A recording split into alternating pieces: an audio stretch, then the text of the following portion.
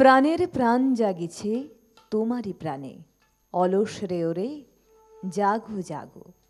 প্রতিদিনের রবীন্দ্রনাথে আপনাদের সবাইকে সুপ্রভাত এবং স্বাগত জানাই। প্রতিদিন আমাদের এই পুজোতে আপনারাও অবশ্যই সামিল হন, আর এই পুজো আমরা করে যাব যতদিন আপনাদের পাশে পাবো, এবং অবশ্যই পাশে তো রয়েছেনই। প্রতিদিনের রবীন্দ্রনাথ আমাদের পথ চলা, আমাদের তথ্য এবং গানের মধ্যে দিয়ে। এবং আজকে অনুষ্ঠানের শুরুতেই একটি সুখবর আপনাদের দিয়ে দেই। বহুদিন ধরে আপনারা ওপার থেকে অনুরোধ করেছেন যে এই অনুষ্ঠানের যদি একটি পুনঃপ্রচারের ব্যবস্থা করা যায়, তাই আমাদের কর্তৃপক্ষর তরফ থেকে সেই ব্যবস্থা করা হয়েছে।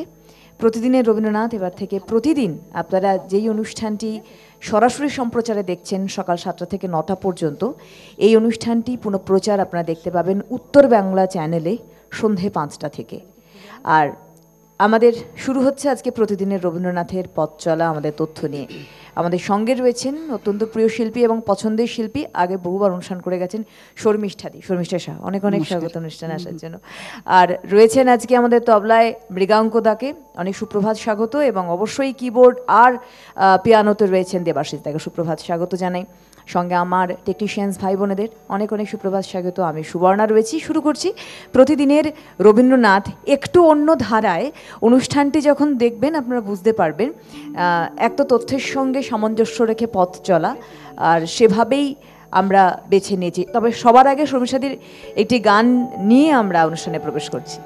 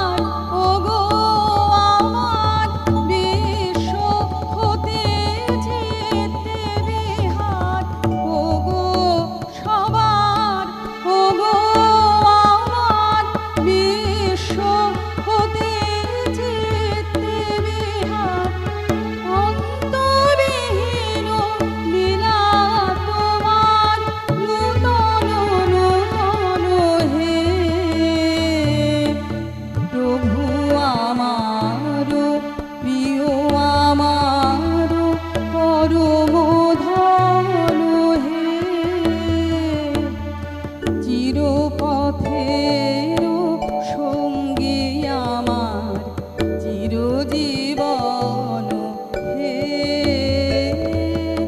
প্রভু আমার প্রিয় আমার পরম ধন হে। চলে আসছে আজকে আমাদের এই অনুষ্ঠানের তথ্যে। আজকে প্রতিদিনের রবীন্দ্রনাথের যে তথ্য সেটি অত্যন্ত সুন্দর এবং গুরুত্বপূর্ণ বটে। আজকে তথ্য রবীন্দ্র কাব্যে রোম্যান্টিকতা। শ্রদ্ধেয় অরূপ কুমার চট্টোপাধ্যায়ের তথ্য নিয়েই আমরা এগোচ্ছি। রবীন্দ্রনাথের এই সহজাত প্রতিভার পরিপুষ্টি এবং বিকাশ হয়েছিল তার শিক্ষা এবং ঠাকুরবাড়ি পরিবারের সাহিত্য সংস্কৃতির পরিবেশের মধ্যে। জীবনস্মৃতি গ্রন্থে শিক্ষারম্ভ অধ্যায়ে তিনি বলছেন, জল পরে পাতা নড়ে। এটি পড়ে যেমন তিনি বুঝেছেন কবিতার শেষে কেন মিলের প্রয়োজন রয়েছে, তেমনই বলবো যে খাজাঞ্চি কৈলাস মুখুজ্জের দ্রুততার সঙ্গে উচ্চারিত ছড়ার মধ্যে থেকে শব্দ ছটা এবং সেই ছন্দের দোলা রবীন্দ্রনাথকে দুলিয়েছিল, তার মনে নানান রকম ভাবের প্রকাশ ঘটিয়েছিল। তার জন্যই তার চোখের সামনে কল্পনার জগৎ সৃষ্টি হয়েছিল। তিনি একটি জায়গায় বলছেন খুব সুন্দরভাবে, শিশুকালের সাহিত্য রসভোগের এই দুটো স্মৃতি এখনও জাগিয়ে আছে। আর মনে পড়ে, বৃষ্টি এলো টাপুর টুপুর, নদে এলো বান। এই বৃষ্টি পরে টাপুর টুপুর, নদে এলো বান যেন শৈশবের মেঘদূত বলা যেতে পারে। রবীন্দ্রনাথের সাহিত্য চর্চা শুরু হয়েছিল কিন্তু শৈশবকাল থেকে ভৃত্যদের কাছে গল্প শুনে, তাদের প্রচলিত বইয়ের মাধ্যমে, যেখানে চাণক্য শ্লোকের বাংলা অনুবাদ, কৃত্তিবাসের রামায়ণ সব থেকে বেশি প্রাধান্য পায়। চলবো আমরা এই রবীন্দ্রকাব্যের রোম্যান্টিকতার তথ্য নিয়ে আরেকটি গানের পর।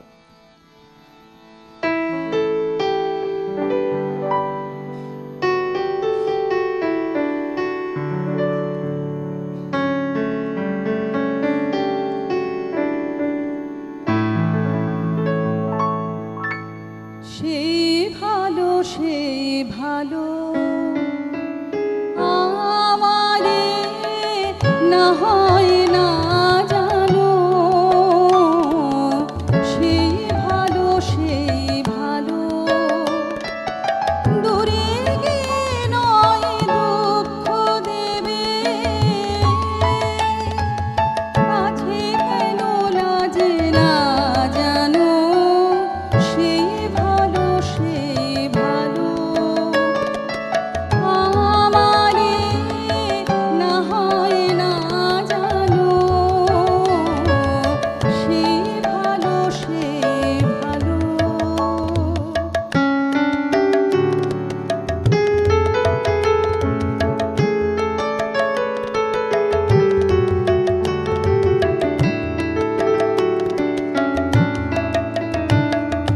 মোর বসন্তে লেগেছে তোষো, বেনু বন ছায়া হয়েছে মধু,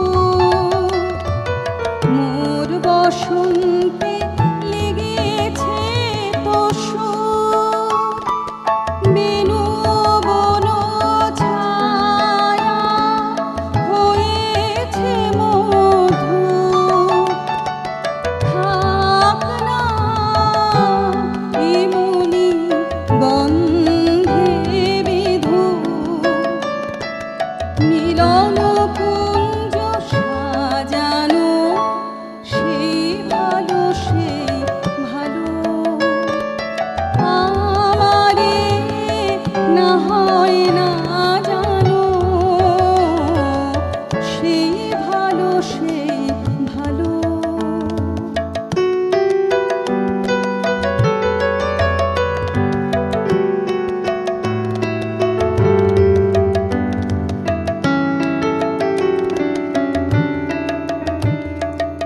গোপনে দেখেছি তোমার ব্যাকুল নয়নে ভাবের খেলা, উতল আঁচল এলো থেলো চুল, দেখেছি ঝড়ের বেলা, গোপনে দেখেছি তোমার ব্যাকুল নয়নে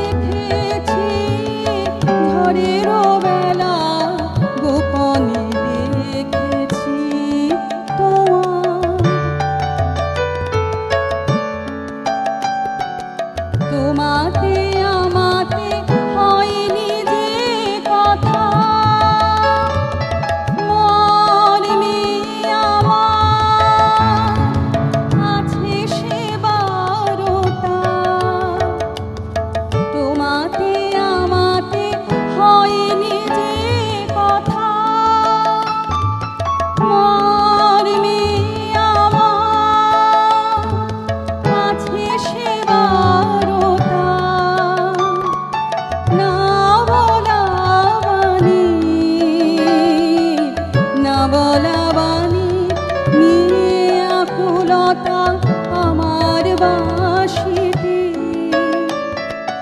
বাজানো সেই ভালো, সেই ভালো আমারে না হয় না জানো, সেই ভালো, সেই ভালো দূরে গিয়ে নয় দুঃখ দেবে, কাছে কেন লাজে না জানো, সেই ভালো, সেই ভালো। ঠাকুরবাড়িতে যে সাহিত্যের হাওয়া বইছিল তা স্পর্শ করত রবীন্দ্রনাথকে। ওই বাড়ির কাব্যে, গানে, চিত্রে, নাট্যে, ধর্মে, স্বাদেশিকতায় প্রত্যেকের মনে একটা অদ্ভুত জাতীয়তার আদর্শ গড়ে তুলেছিল। ঠাকুরবাড়িতে দেবেন্দ্রনাথ ঠাকুরের অনুজ গিরীন্দ্রনাথ ঠাকুরের বড় ছেলে গণেন্দ্রনাথ ঠাকুর দেশাত্মবোধক গান লিখতেন। লজ্জায় ভারত যশ গাহিব কি করে গানটি হিন্দু মেলায় খুব গাওয়া হতো। রবীন্দ্রনাথ তার জীবন স্মৃতিতে একটি জায়গায় লিখছেন, তখনকার এই কাব্যরসের ভোজে আড়াল আবডাল হইতে আমরাও বঞ্চিত হইতাম না। এত ছড়াছড়ি যাইত যে আমাদের প্রসাদ আমরাও পাইতাম। বড় দাদা দ্বিজেন্দ্রনাথের লেখনী মুখে তখন ছন্দের ভাষায়, কল্পনায় একেবারে কোটালের জোয়ার বান ডাকিয়া আসিত। নব নব অশান্ত তরঙ্গের গলোচ্ছ্বাসে কুল উপকূল মুখরিত হইয়া উঠিত। স্বপ্ন প্রয়াণের সব কি আমরা বুঝিতাম? সমুদ্রের রত্ন পাইতাম কিনা জানি না, পাইলেও তাহার মূল্য বুঝিতাম না, কিন্তু মনের স্বাদ মিটাইয়া ঢেউ খাইতাম। তাহারই আনন্দে আঘাতে শিরায় উপশিরায় জীবন স্রোত চঞ্চল হইয়া উঠিত। ভগ্ন হৃদয় কাব্য রচনাকালে 18 বছরের যখন তার বয়স আন্দোলিত করেছিল কিন্তু রবীন্দ্রনাথকে। এমনকি ভগ্ন হৃদয় যখন রচনা করলেন রবীন্দ্রনাথ, তখন কিন্তু তার যে চিন্তা ভাবনা ঠিক 18 বছর বয়সে তার রোম্যান্টিকতা প্রকাশ পেল। আবারও আসবো এটি গানের পর।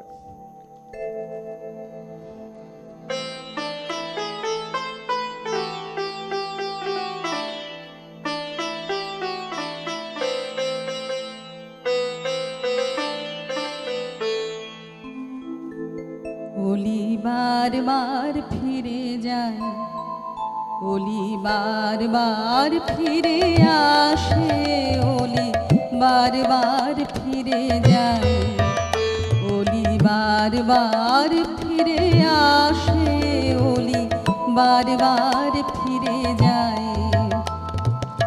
তবে তো ফুল বিকাশে ওলি বার বার ফিরে যায়, ওলি বার বার ফিরে আসে, ওলি বার বার ফিরে যায়।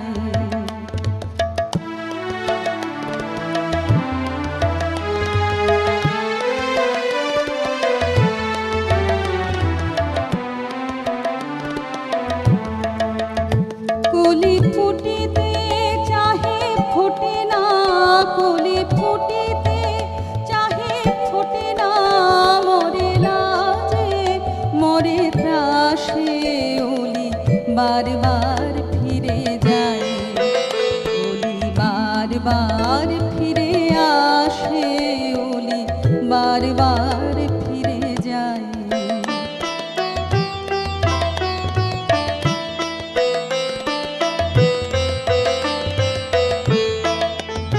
ভুলি মান অপমান দাও মন প্রাণ, নিষেদিন রহ পাশে, ভুলি মান অপমান দাও মন প্রাণ, নিষেদিন রহ পাশে।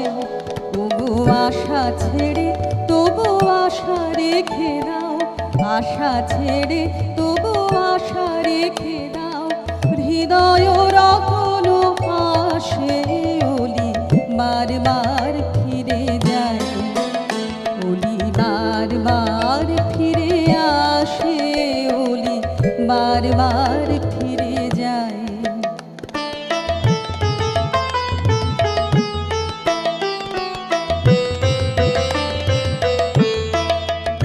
ফিরে এসো, ফিরে এসো বন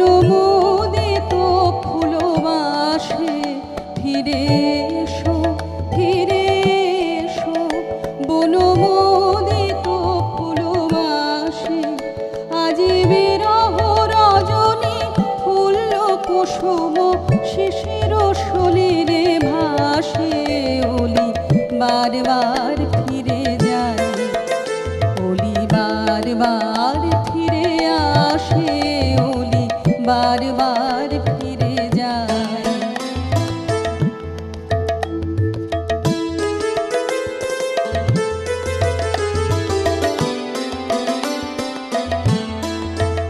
কলি ফুটিতে চাহে ফোটে না, কলি ফুটিতে চাহে ফোটে না, মরে লাজে মরে ত্রাসে, ওলি বারবার ফিরে যায়, ওলি বারবার ফিরে আসে, ওলি বারবার ফিরে যায়। বলছিলাম রবীন্দ্রনাথের ভগ্ন হৃদয়ের প্রসঙ্গ নিয়ে আলোচনা করছিলাম। একটি প্রেমের কবিতা ভগ্ন হৃদয়, এটি রচনা করেছিলেন যখন রবীন্দ্রনাথের 18 বছর বয়স। সেই সময় তার মনকে আন্দোলিত করেছিল শেক্সপিয়ার, মিল্টন, বায়রনের এই হৃদয়াবেগ প্রবণতা। শৈশব এবং কৈশোরের পঠন রবীন্দ্রনাথকে ধীরে ধীরে রোম্যান্টিক কবি হিসেবে আত্মপ্রকাশে সাহায্য করেছিল। কারণ ওই সময়ের তার রচনাগুলির মধ্যে রোম্যান্টিকতা, মানে আমরা আজকে যেমন গানগুলি শুনছি পরপর করে, প্রকৃতির সঙ্গে মানুষের যে একটা ঘনিষ্ঠতা, একটা মেলবন্ধন, একটি সম্পর্ক, মিষ্টি সম্পর্ক, সেটি অনুভব করেছিলেন রবীন্দ্রনাথ এবং তার সম্পূর্ণ কাব্য সাহিত্যের মধ্যে ঢেলে সাজিয়েছিলেন সেই সুন্দর মিষ্টি রোম্যান্টিক সম্পর্ককে। এবং রবীন্দ্রনাথের এই শৈশব কৈশোরের রচনাকালের গুলির মধ্যে অন্যতম কিন্তু বনফুল কাব্য, যেখানে এই যে আমি বললাম যে প্রকৃতি এবং মানুষের যে সম্পর্ক, যে ঘনিষ্ঠতা, এটাই কিন্তু প্রকাশ পেয়েছে বনফুল কাব্যে। আমরা ধীরে ধীরে ওই গানগুলির মধ্যেই রয়েছি, সেই রোম্যান্টিকতা রবীন্দ্রনাথ যেভাবে নিজের লেখনীর মাধ্যমে তুলে ধরেছিলেন। আরেকটি গানে চলে যাই।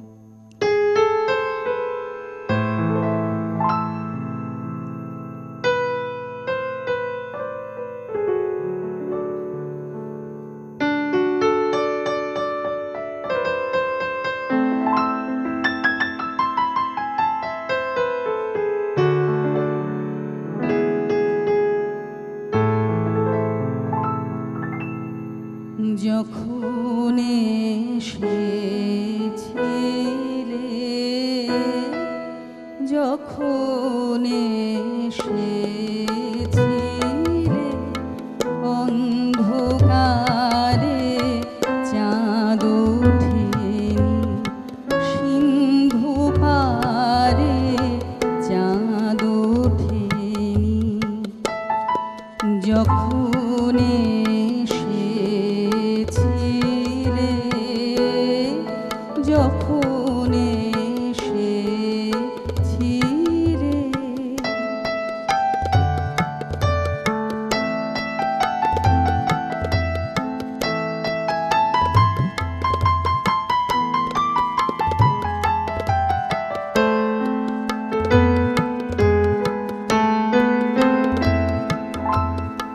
হে অজানা, তোমায় তবে জেনেছিলে,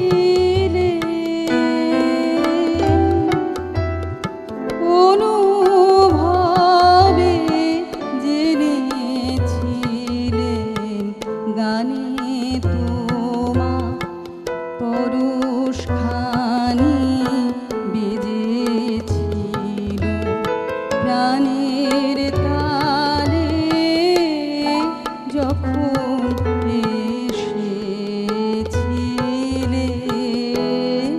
যখন এসেছিলে।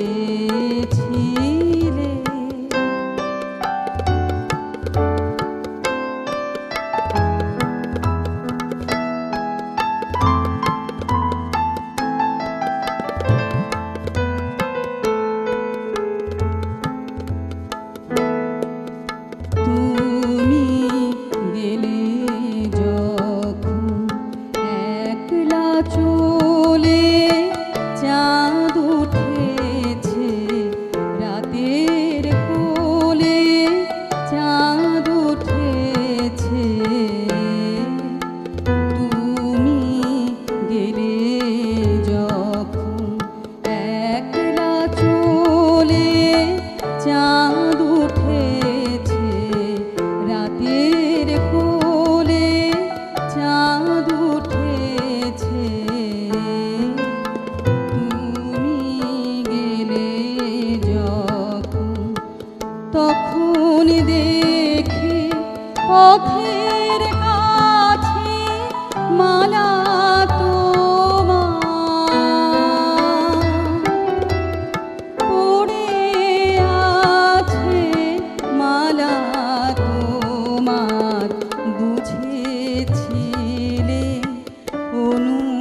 মানে এ কণ্ঠহার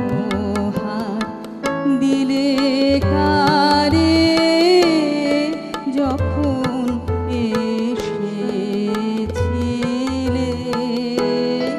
যখন এসেছিলে অন্ধকারে চাঁদ ওঠেনি, সিন্ধু পারে চাঁদ ওঠেনি, যখন এসেছিলে, যখন এসেছিলে।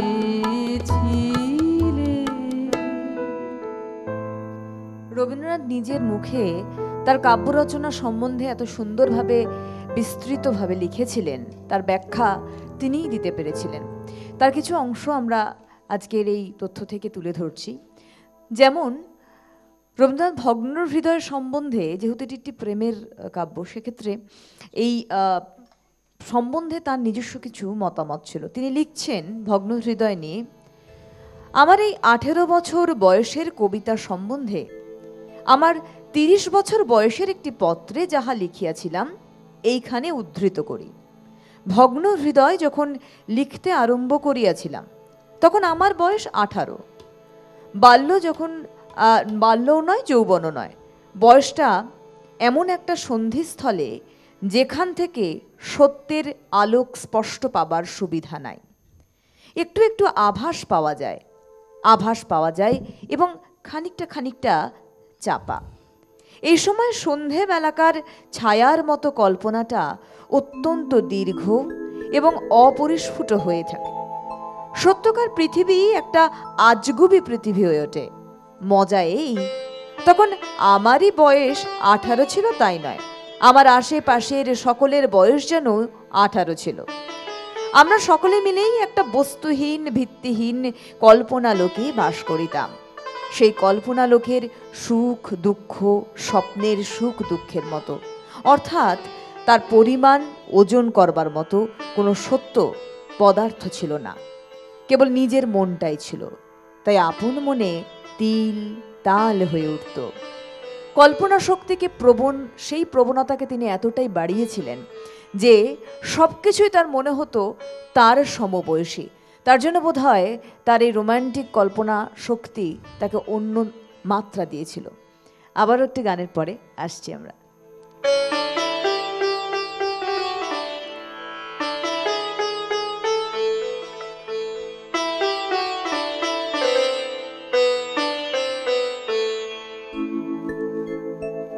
আমার মন মানে না দিন রজনী, আমার মন মানে না। আমি কি কথা সরিয়া এ তনু ভরিয়া পুলক রাখিতে নারী, ওগো কি ভাবিয়া মনে এ দুটি নয়নে উথলে নয়ন বাড়ি, ওগো সজনী আমার মন মানে না দিন রজনী, আমার মন মানে না।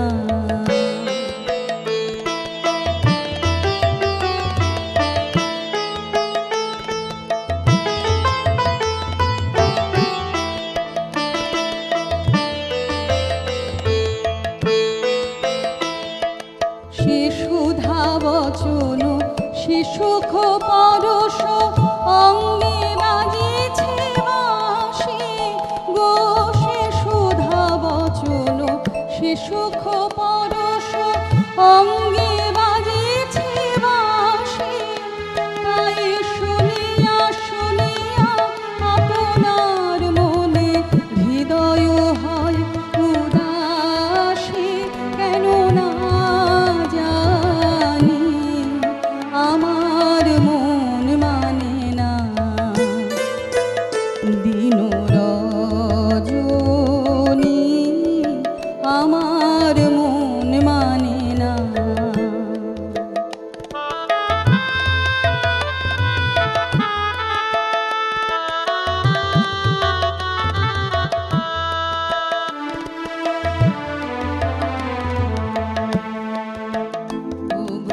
বাতাসে কি কথা ভেসে চলে আসে, আকাশে কি মুখ জাগে সখী, বাতাসে কি কথা ভেসে চলে আসে, আকাশে কি মুখ জাগে।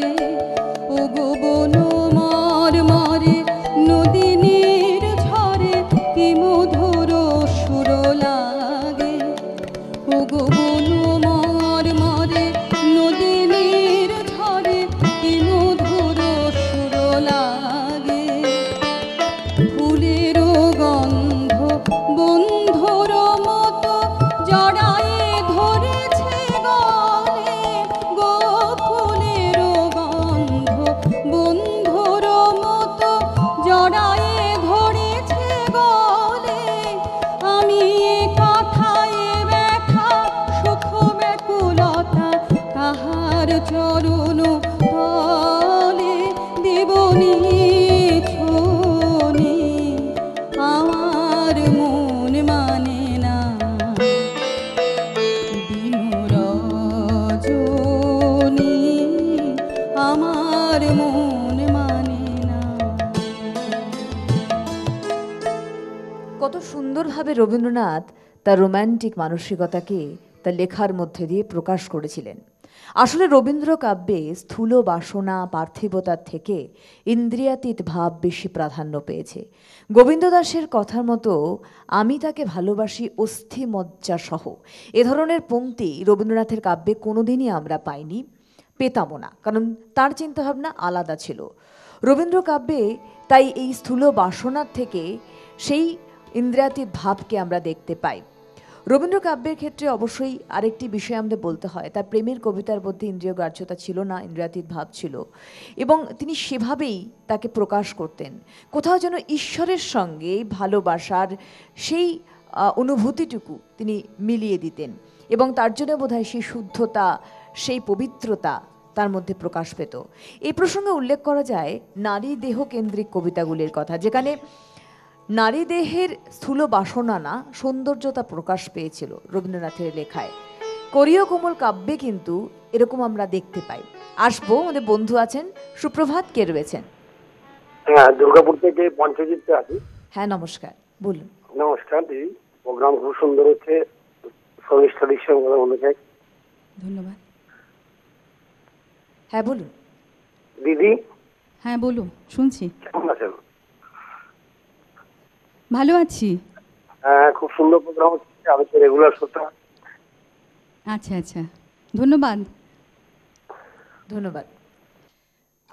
অবশ্যই যেটা বলছিলাম কোরীয় কোমল কাব্যের কথা, যে কোরীয় কোমল কাব্যের অন্তর্গত আমরা পাই চুম্বন, বিবসনা, দেহের মিলন, পবিত্র প্রেম, এইগুলো কিন্তু উল্লেখযোগ্য, যার মধ্যে নারী সৌন্দর্য সুন্দরভাবে প্রকাশ পেয়েছে, যেখানে স্থূল বাসনাকে কোনো স্থানই দেননি রবীন্দ্রনাথ। আসবো আরেকটি গানের পর।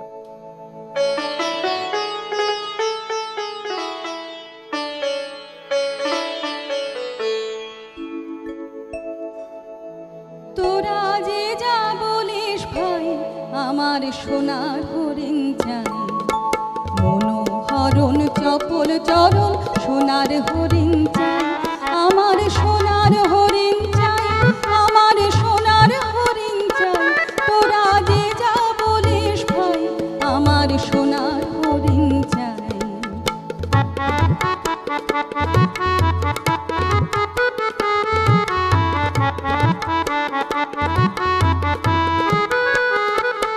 সে যে চমকে বেড়ায়, দৃষ্টি এড়ায় যায় না তারে বাধা, সে যে নাগাল পেলে পালায় ঠেলে লাগায় চোখে ধাঁধা, সে যে চমকে বেড়ায়, দৃষ্টি এড়ায় যায় না তারে বাধা, সে যে নাগাল পেলে পালায় ঠেলে লাগায় চোখে ধাঁধা। আমি ছুটবো পিছে মিছে মিছে, পাইবা নাহি পাই, আমি আপন মনে মাঠে বনে উধাও হয়ে ধাই।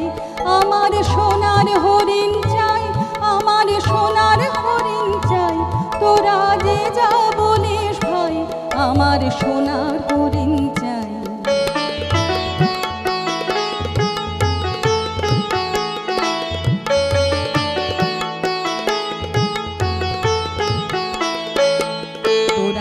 পাবার জিনিস হাটে কিনিস রাখিস ঘরে ভরে, যারে যায় না পাওয়া তারে হাওয়া লাগলো কেন মোরে। তোরা পাবার জিনিস হাটে কিনিস রাখিস ঘরে ভরে, যারে যায় না পাওয়া তারে হাওয়া লাগলো কেন মোরে। আমার যা ছিল তা গেল ঘুচে, জানে তার ঝোঁকে আমার থোড়ই পুঁজি ভাবিস বুঝি মরে তারে শোকে।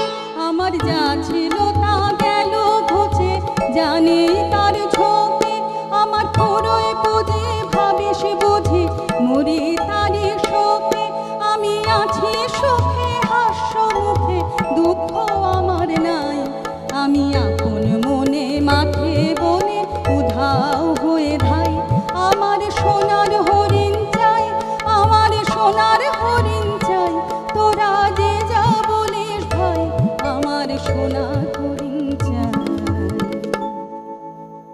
কবির ধারণায় ঈশ্বর অনুভূতির মধ্যেই মিলনের পূর্ণতা পায়, বা সেটাই কিন্তু সম্ভব, এবং তার জন্যই ঈশ্বরমুখী ছিলেন স্বয়ং রবীন্দ্রনাথ। রবীন্দ্রনাথের এই চিন্তাভাবনা কিছু অন্য মাত্রা দিয়েছিল তার সৃষ্টির ক্ষেত্রে। রবীন্দ্রনাথ যেমন একেবারেই স্থূল বাসনায় বিমুখ ছিলেন, এই স্থূল বাসনায় বন্দী কবি মুক্তির প্রত্যাশা করেছেন। তার সঙ্গিনীর কাছে আবেদন করেছেন, ছেড়ে দাও এ বদ্ধ পরাণ। আসলে তার কাছে বিরহ থেকে, মানে মিলনের থেকে বিরহ সব থেকে বেশি গ্রহণযোগ্য ছিল।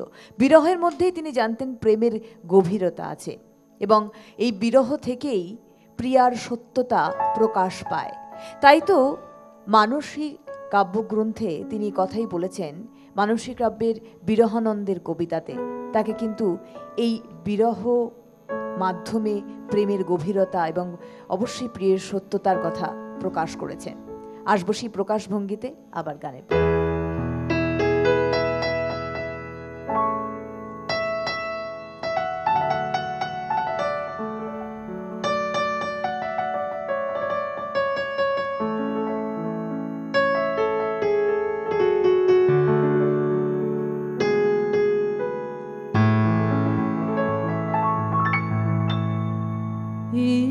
মনিহার আমায় নাহি সাজে,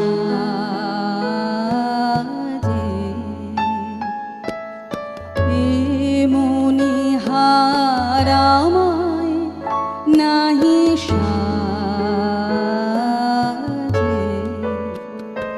এরে পড়তে গেলে লাগে, এরে ছিঁড়তে গেলে বাজে।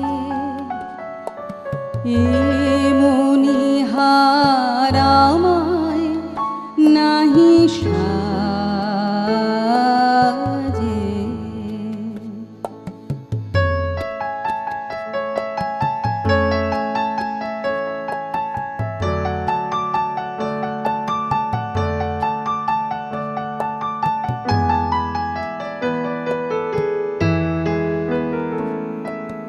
কণ্ঠ যে রোধ করে, সুর তো নাহি সরে। কণ্ঠ যে রোধ করে, সুর তো নাহি সরে। ওই দিকে যে মন পড়ে রয়, মন লাগে না কাজে।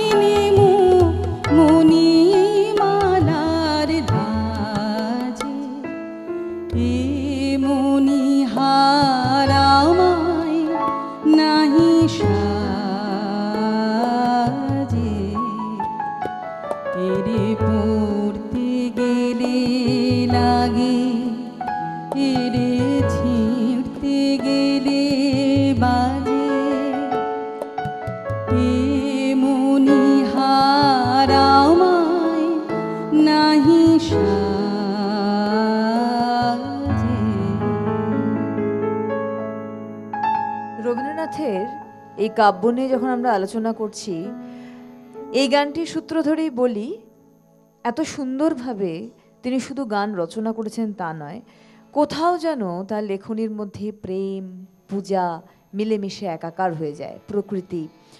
তার জন্যই তার কাব্যের রোম্যান্টিকতা অন্য মাত্রা নিয়েছিল, কারণ তার কাছে প্রকৃতি মা, তার কাছে প্রকৃতি প্রেমিকা, তার কাছে প্রকৃতি ঈশ্বর সবই তার সৃষ্টির মধ্যে নতুন রূপ পেয়েছিল।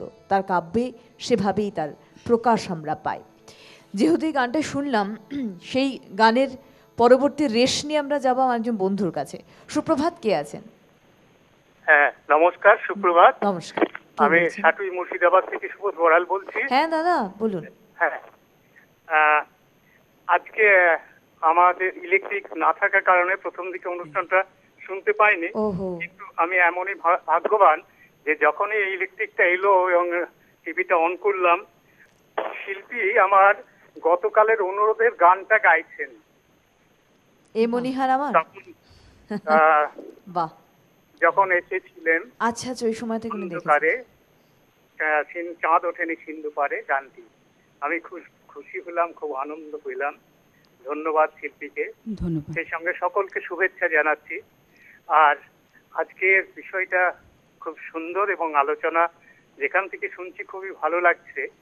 এবং যে জায়গাটার কথা তুমি বললে, যেটা যে রবীন্দ্রনাথের রোমান্টিকতার মধ্যে তিনি ইন্দ্রিয়াতীত, মানে ইন্দ্রিয়জ ভাবকে বাদ দিয়ে ইন্দ্রিয়াতীত ভাবের কথাই তিনি উল্লেখ করেছেন, রেখে গেছেন।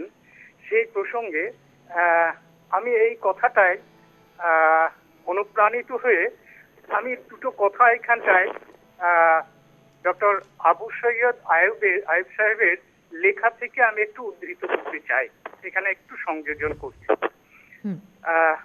কোট: কবি প্রেমিক তার প্রেয়সীতে দুইটি গভীরতর সত্যের সন্ধান করেছেন। প্রথমত, তিনি খুঁজেছেন সমগ্র মানুষটিকে, অথবা আরো বিশ্লেষণ করে বলা যায় শারীরিক রূপ লাবণ্যে অতৃপ্ত হয়ে তিনি খুঁজছেন শরীরের অন্তরালে যে আধ্যাত্মিক সত্তা লুকানো আছে, যে আত্মার রহস্য শিখা কাঁপছে তাকে। এ সন্ধান এ ক্রন্দন বৃথাই, তবে তিনি জানেন, কিন্তু এ ব্যর্থতা কি কোনো নিরুদ্দেশ যাত্রার অনন্ত পথ খুলে দিতে পারবে? হয়তো পারবে। তার ক্ষীণ আভাস আমরা পাই নিষ্ফল কামনা নামক সুপরিচিত কবিতাটিতে। যদিও ব্যর্থ সন্ধানের মধ্যে কবি সেখানে প্রকাশ করতে চেয়েছেন কতকটা চাপা পড়ে গেছে যে উপদেশ বাণী তারই ভারে। দ্বিতীয়ত, কবি প্রেমিক সন্ধান করছেন তার প্রেয়সীর মধ্যে এমন এক পরিপূর্ণ সৌন্দর্য বা তার মানবিক সত্তাকে ছাপিয়ে বহু দূরে প্রসারিত, দেশকালের সীমানাকেও যা ছাড়িয়ে গেছে।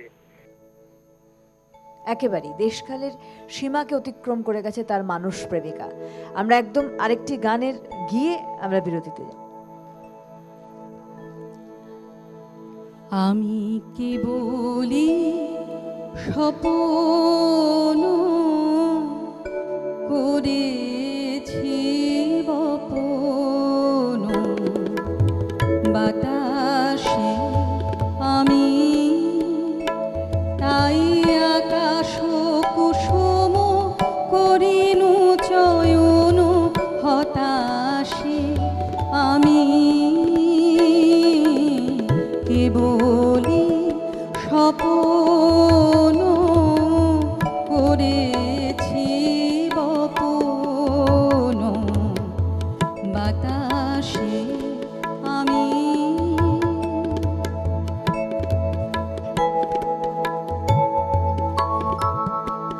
ছায়ার মতন মিলায় ধরণী, ফুল নাহি পায় আশার তরণী, ছায়ার মতন মিলায় ধরণী,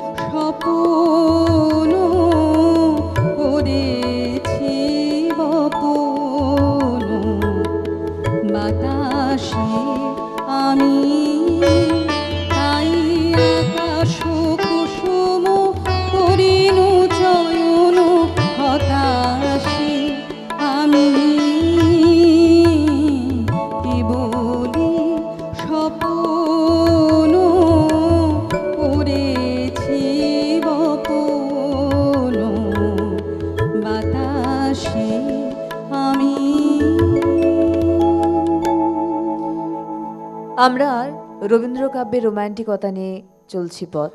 আমাদের সঙ্গে ছিলেন শর্মিষ্ঠাদি, অসাধারণ কণ্ঠের অধিকারিণী। আমাদের এই অনুষ্ঠানের এই পর্যায়ের সঙ্গে অদ্ভুতভাবে আপনার সঙ্গীত নির্বাচন এবং আপনার কণ্ঠস্বর ঈশ্বর প্রদত্ত। ধন্যবাদ। আমাদের অত্যন্ত প্রিয় ছোট্ট বন্ধু বলবো, বোন বলবো, এবং খুব সুন্দর কণ্ঠের অধিকারিণী আমাদের বোন অবশ্যই প্রিয়াঙ্কা। অনেক অনেক স্বাগত তোমাকে। এবং বম্বে থেকে শুধু ওর আশা নয়, প্রতিদিনের রবীন্দ্রনাথ অনুষ্ঠানটিকে ভালোবেসে আসা, আর ওদের পরিবারের সঙ্গে আমাদের একটা ভালো সম্পর্ক তৈরি হয়ে গেছে প্রত্যেকে। আর অপেক্ষা করা প্রিয়াঙ্কা, তাই তো? একদম, এটা আমার 5th টাইম প্রতিদিনের রবীন্দ্রনাথ। একদম, এটা হচ্ছে ৫ম দিন আর কি প্রতিদিনের রবীন্দ্রনাথের প্রিয়াঙ্কাকে আমরা পাচ্ছি। তবে রবীন্দ্র কাব্যের রোমান্টিকতা এই তথ্যের উপরেই আমরা থাকছি, প্রিয়াঙ্কা থাকছে ওই তথ্যের উপরে গানের মাধ্যমে। তো একদম যখন বিরতির পরে এলাম, আগে প্রিয়াঙ্কার গান শুনিনি। আমি শুরু করছি একটি পূজা পর্যায়ের গান দিয়ে, খুবই পরিচিত সবার, তুমি কেমন করে গান করো হে গুণী।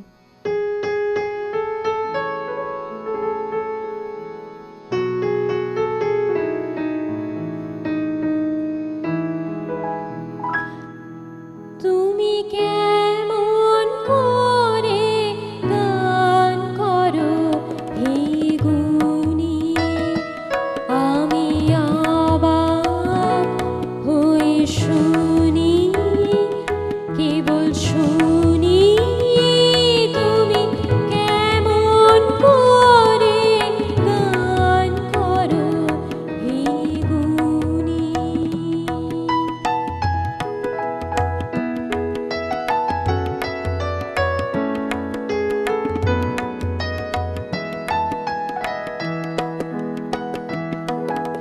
সুরের আলো মন ফেলেছে, সুরের হাওয়া চলে গগন বেয়ে, সুরের আলো মন ফেলেছে,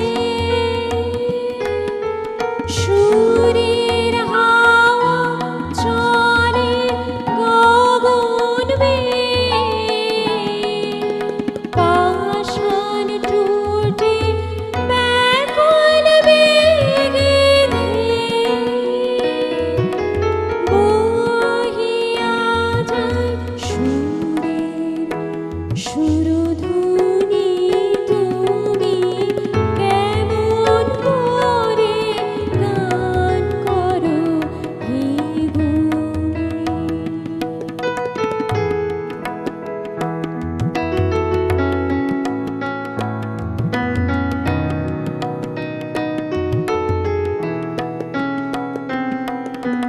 মনে করি অমনি সুরে গায়, কণ্ঠে আমার সুর খুঁজে না পায়। মনে করি অমনি সুরে গায়, কণ্ঠে আমার সুর খুঁজে না পায়। কইতে কি চাই, কইতে কথা বাঁধে, হার মেনে যে পরাণ আমার কাঁদে। কইতে কি চাই, কইতে কথা বাঁধে, হার মেনে যে পরাণ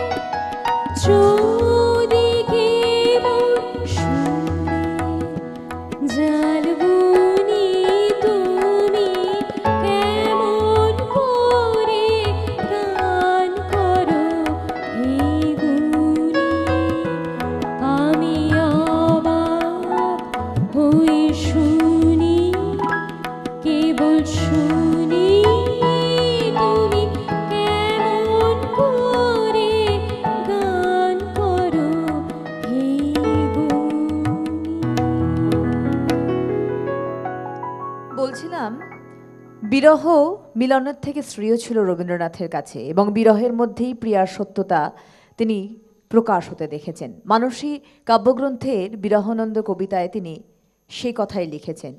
বিরহানন্দের কবিতায় তিনি বলছেন, বিরহ তারি নাম শুনিতাম পবনে, তাহারি সাথে থাকা মেঘে ঢাকা ভবনে, পাতার মর্মর কলেবর হরষে, তাহারি পদধ্বনি যেন গুণী কাননে। কবি মর্তলোকবাসিনীর মধ্যেই তার ওই মানসী প্রিয়াকে সন্ধান করেছেন, এবং এই নরনারীর বাস্তবিক প্রেম তার কল্পনায় বিশ্বপ্রেমে বিস্তার লাভ করেছিল। সুপ্রভাত, কে আছেন? সুবর্ণাদির আমি দুলিয়া জানাসাম থেকে স্নেহময় চক্রবর্তী বলছিলাম। হ্যাঁ, বলুন দাদা, বলুন দাদা। নমস্কার। আপনাদের প্রত্যেককে সুপ্রভাত জানাচ্ছি। সুপ্রভাত। আর আজকের কণ্ঠশিল্পী যন্ত্রশিল্পীদের সুপ্রভাত জানাচ্ছি। সিটিভিএনের সমস্ত শ্রোতা বন্ধুদের আমার সুপ্রভাত এবং সুশ্রদ্ধ প্রণাম জানাচ্ছি। আজকে আপনাদের বিষয়বস্তুটা খুব মনোরম, চিত্তাকর্ষক এবং চিত্তগ্রাহী, মনোগ্রাহীও বটে। আপনার ন্যারেশন খুব সুন্দর হচ্ছে, তাই একটা তাগিদ অনুভব করলাম ভেতর থেকে। আর খানিকক্ষণ আগে আমার প্রিয় বন্ধু বড়াল বাবু যেভাবে উপস্থাপন করলেন, কিছু একটা না বলে আমি থাকতে পারলাম না। প্রথমে ভগ্ন হৃদয়ের কথা বলেছিলেন। ভগ্ন হৃদয় লেখার পরে রবীন্দ্রনাথ বলেছিলেন যে তখন যে শুধু তার বয়স 18 ছিল তাই নয়, আশেপাশে প্রত্যেকের বয়স 18 ছিল।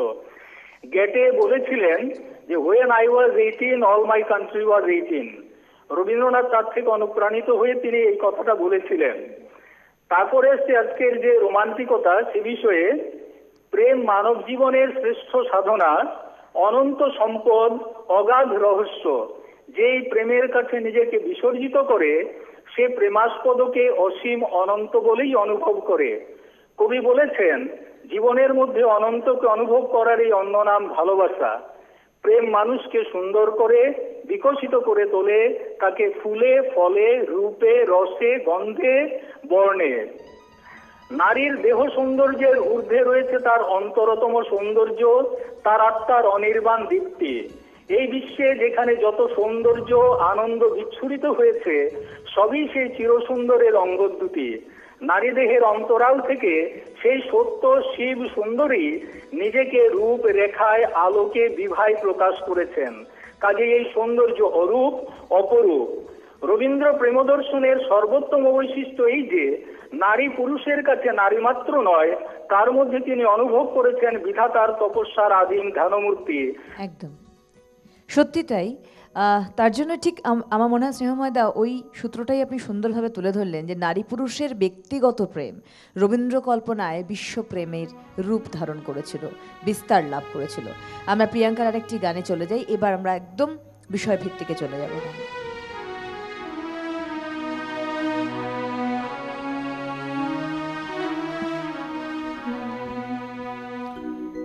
হৃদয়ের কুল কুল দুকুল ভেসে যায়, হায় সজনী উথলে নয়ন বাড়ি। হৃদয়ের কুল কুল দুকুল ভেসে যায়, হায় সজনী উথলে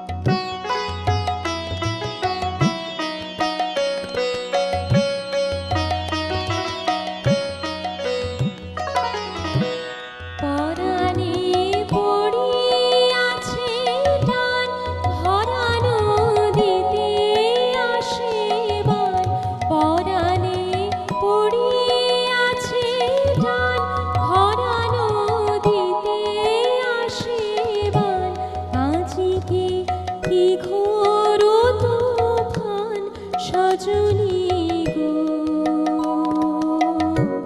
বাঁধো আর বাঁধিতে নারী বাঁধো আর বাঁধিতে নারী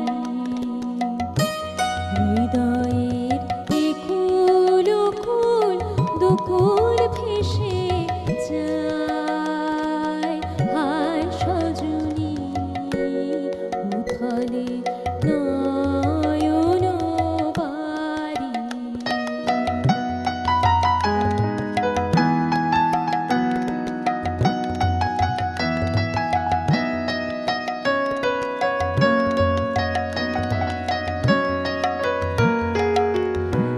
কেন এমন হলো গো আমারে নব যৌবনে সহসা কি বহিল কোথাকার কোন পাবনে আমারে নব যৌবনে কেন এমন হলো গো আমারে নব যৌবনে সহসা কি বহিল কোথাকার কোন পাবনে আমারে নব যৌবনে হৃদয় আপনি উদাস মরমে কিসের উদাস হৃদয় আপনি উদাস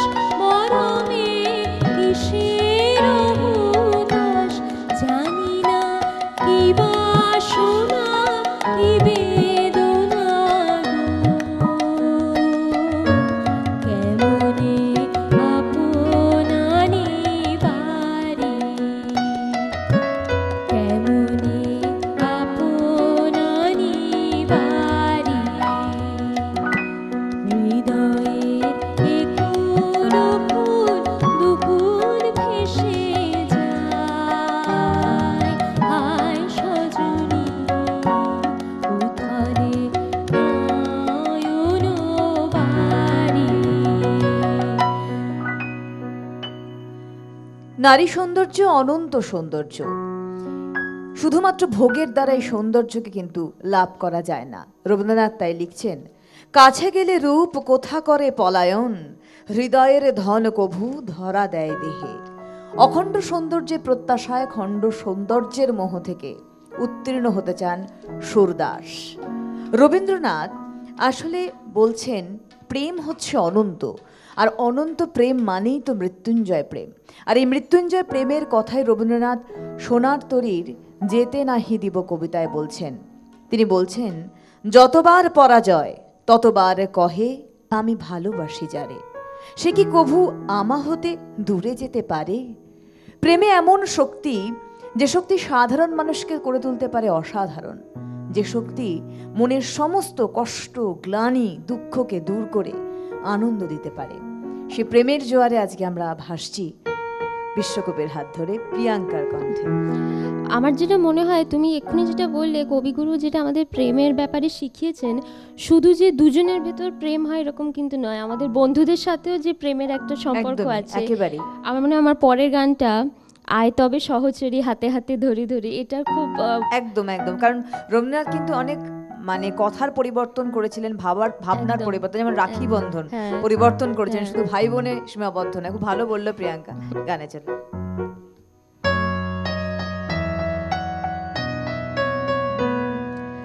আয় তবে সহচরী হাতে হাতে ধরি ধরি নাচিবি ঘিরে ঘিরে গাহিবি গান।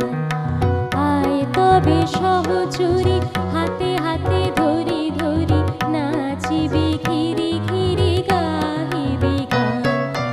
আনতবে বীণা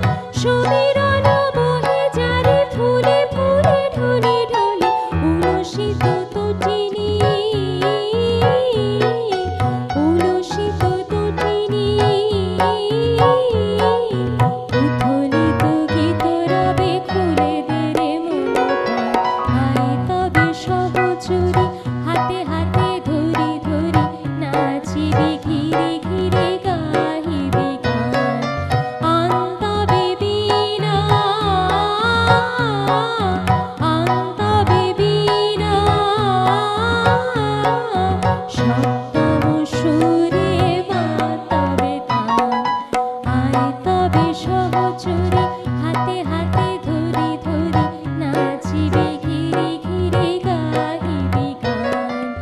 আয় তবে সহচরে হাতে হাতে ধরি ধরি নাচিবে ঘিরে ঘিরে গাহিবি গান। একদমই সত্যি কথা। এই নারী সৌন্দর্যের মহিমান্বিত রূপ প্রকাশ পায় চৈতালি ধ্যান কবিতায় রবীন্দ্রনাথের। রবীন্দ্রনাথ কল্পনা করেছেন নারীর সৌন্দর্য যে শতদল, তার মধ্যে ঈশ্বরের প্রতিরূপটি। তিনি বলছেন, নিত্যকালে মহাপ্রেমে বসি বিশ্বভূপ, তোমা মাঝে হেরিছেন আত্মপ্রতিরূপ। শুধুমাত্র সৌন্দর্যের মধ্যে নয়, এবং পাশাপাশি তিনি কিন্তু এই নরনারীর প্রেমের মাধ্যমে, অর্থাৎ যে বাস্তবিকতা, সেই সৌন্দর্য, সেই অনন্ত অসীম প্রেমের মধ্যে সেই সৌন্দর্যকে তিনি উপলব্ধি করেছেন। এবং তার জন্যই তার সৌন্দর্য চেতনা একদম আর পাঁচজনের থেকে একেবারেই আলাদা। তার জন্য তিনি বিশ্বকবি হয়েছেন। রবীন্দ্রনাথ শ্যামলীর আমি কবিতায় কথা বলছেন। তিনি বলছেন, এ পৃথিবী যদি মানুষহীন হতো তাহলে কবিত্বহীন বিধাতা একা বসে রইতেন। রবীন্দ্রনাথ বলছেন, নীলিমাহীন আকাশে ব্যক্তিহারা অস্তিত্বের গণিত তত্ত্ব নিয়ে। যে নারী কবির মানস সুন্দরী, সে নারীর সঙ্গে যেন কবির জন্ম জন্মান্তরের সম্পর্ক। সেই নারীর মধ্যেই খুঁজে পেতে চেয়েছেন কবি আসল সৌন্দর্যকে, যেন সে পূর্বজন্মে বাধা ছিল অন্য কোথাও, অন্য ক্ষণখানে। আবার আসবো প্রিয়াঙ্কা গানের পর।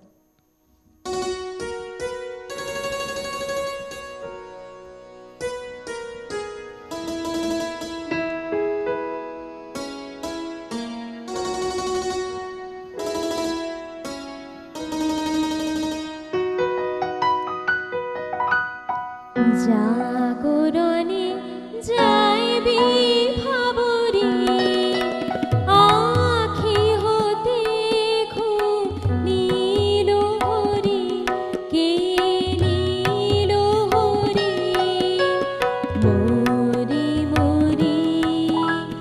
জাগরণে যাইবি ভাবরে আখি হতে ঘুম নীল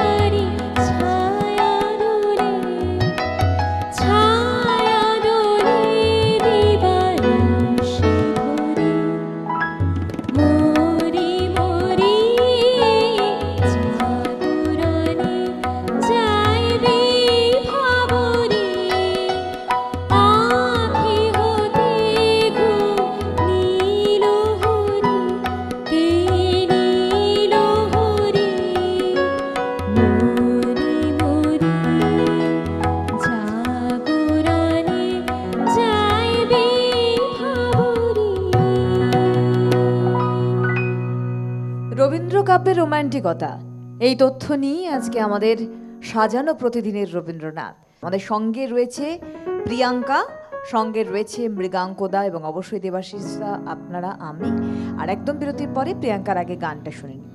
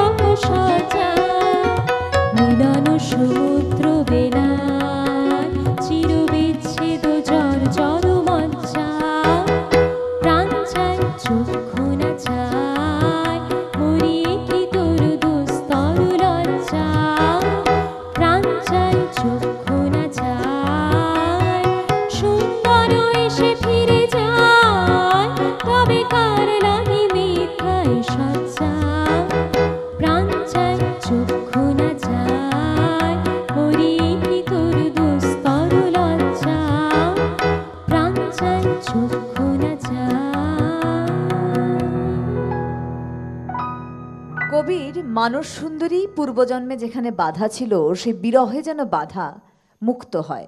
তাই রবীন্দ্রনাথ লিখছেন, বিরহে টুটিয়া বাঁধা আজি বিশ্বময় ব্যাপ্ত হয়ে গেছো প্রিয়ে, তোমারে দেখিতে পাই সর্বত্র চাহিয়ে। রবীন্দ্রনাথের রোম্যান্টিক মানসিকতা সাধারণকে অসাধারণ, তুচ্ছকে মহৎ করেছিল। রবীন্দ্রনাথ অসাধারণ একটি কবিতা লিখলেন, নির্ঝরের স্বপ্নভঙ্গ, যেখানে নির্ঝর সেই পাষাণ কারাগারকে দীর্ণ করে ছুটে বেরিয়ে আসতে চায়, চঞ্চল হয়ে যায়। সে বিশ্বে প্লাবিত হতে চায়, সে বিশ্বে প্লাবিত হয়ে বহির্বিশ্বের সঙ্গে নিজেকে মিলিত করতে চায়, তাই সে চঞ্চল হয়ে ওঠে। তাই তো নির্ঝর বলে ওঠে, আমি জগৎ প্লাবিয়া বেড়াবো গাহিয়া আকুল পাগল পাড়া।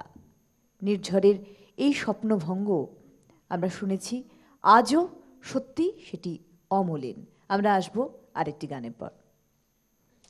তুমি কিছুক্ষণ আগে বলছিলে প্রকৃতি আর প্রেমের মেলবন্ধন রবীন্দ্রনাথ ঠাকুর যেভাবে করেছেন। আমার মনে হয় এখন শীতকাল, তো যার ফলে এখনকার যে প্রকৃতির আবহাওয়া সেটার ভিত্তিতে একটি গান পৌষদের ডাক দিয়েছে।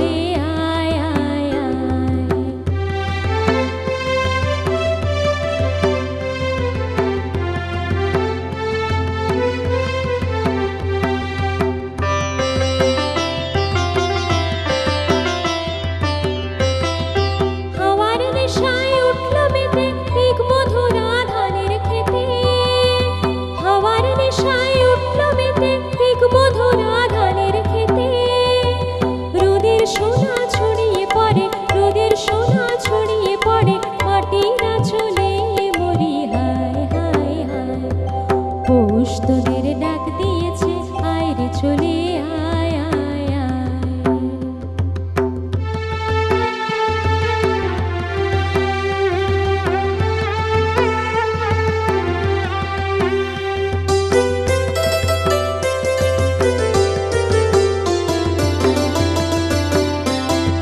মাঠের বাঁশি শুনে শুনে আকাশ খুশি হলো, ঘরেতে আজকে রবে গো খোলো খোলো দুয়ার খোলো খোলো খোলো দুয়ার খোলো।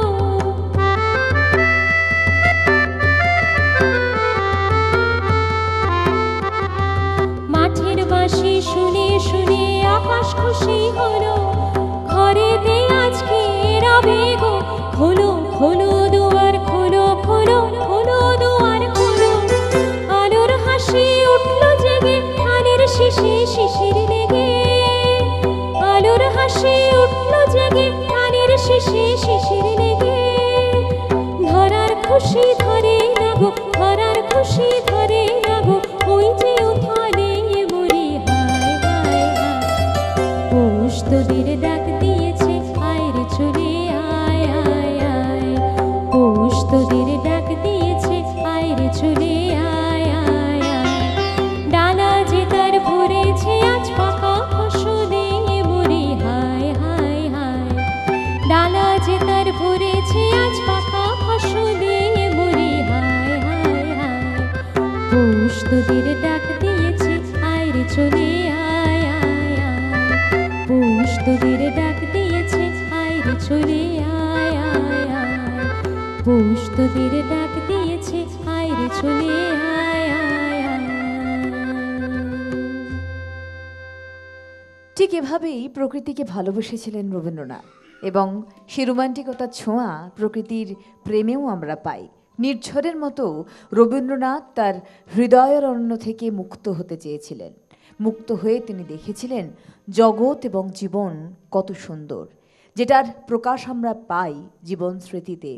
তার প্রভাত সঙ্গীতের মধ্যে, প্রভাত সঙ্গীতের প্রভাত কবিতাতে, প্রভাত উৎসব যে কবিতা তিনি লিখলেন তার মধ্যে এই জীবন জগতের সৌন্দর্য তিনি উপলব্ধি করলেন, এবং প্রভাত সঙ্গীতের এই প্রভাত উৎসব কবিতায় তিনি তা ঢেলে দিলেন।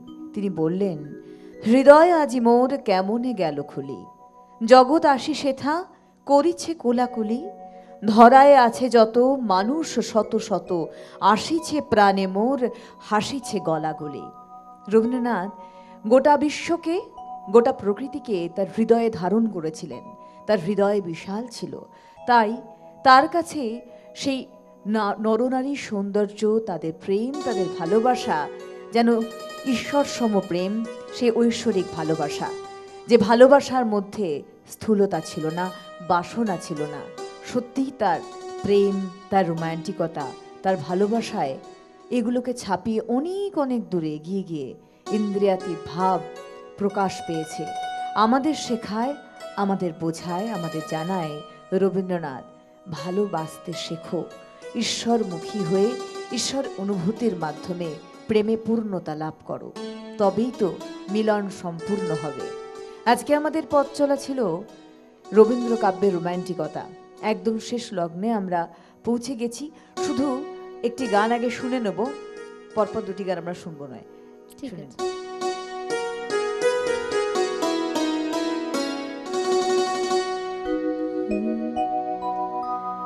আমি কান পেতে রই, আমি কান পেতে রই, ও আমার আপন হৃদয় গহন দ্বারে বারে বারে কান পেতে রই। কোন গোপন বাঁশির কান্না হাসির গোপন কথা শুনিবারে বারে বারে কান পেতে রই। আমি কান পেতে রই, ও আমার আপন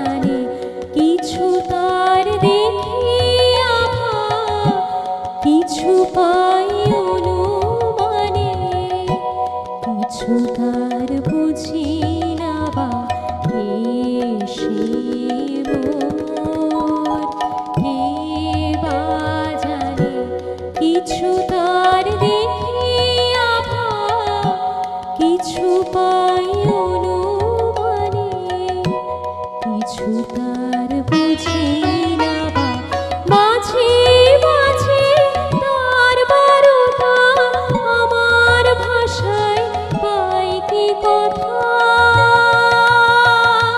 রে। মাঝে মাঝে তার বারতা আমার ভাষায় পাই কি কথা রে। খুশি আমায় জানে পাঠায় বাণী, আমায় জানে পাঠায় বাণী, গানের তারে দুঃখী তারে বারে বারে কান পেতে রই, আমি কান পেতে রই। ও আমার আপন হৃদয় গহন দ্বারে বারে বারে কান পেতে রই। একদম শেষ লগ্নে আমরা পৌঁছে গিয়েছি। আপনাদের আবারও জানিয়ে দিই, আজকের এই প্রতিদিনের রবীন্দ্রনাথের অনুষ্ঠানের পুনঃপ্রচার আপনারা উত্তরবঙ্গ চ্যানেলে সন্ধে 5টার সময় দেখবেন। আর অবশ্যই এটা আপনাদের ইচ্ছা ছিল এবং কর্তৃপক্ষের সিদ্ধান্ত, দুয়ে মিলে আজ এই সিদ্ধান্তে আমরা পৌঁছেছি। শেষ লগ্নে আমরা প্রিয়াঙ্কার গান শুনিয়ে বিদায় নেব।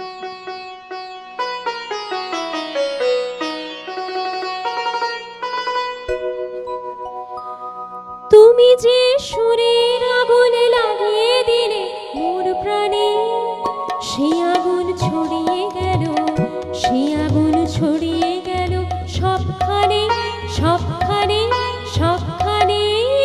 তুমি যে সুরের আগুন লাগিয়ে দিলে মোর প্রাণে, সেই আগুন ছড়িয়ে গেল, সেই আগুন ছড়িয়ে গেল সবখানে সবখানে সবখানে। তুমি যে সুরের আগুন লাগিয়ে দিলে মোর প্রাণে।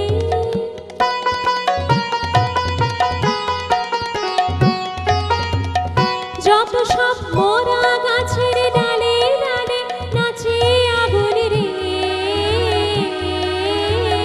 যত সব মরা গাছের ডালে ডালে নাচে আগুন রে, নাচে আগুন তালে তালে। আকাশে হাত তুলে সে কার পানে কার পানে কার পানে। তুমি যে সুরের আগুন লাগিয়ে দিলে মোর প্রাণে।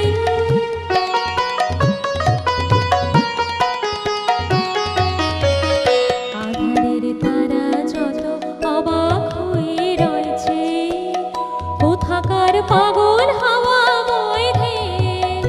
আধারের তারা যত অবাক হয়ে রয়েছে, কোথাকার পাগল হাওয়া বয় ধেয়ে। নিশীথের বুকের মাঝে এই যে অমল উঠল ফুটে রে, নিশীথের বুকের মাঝে এই যে অমল উঠল ফুটে রে, উঠল ফুটে স্বর্ণ কমল। আগুনের কি গুণ আছে কে জানে কে জানে কে জানে। তুমি যে সুরে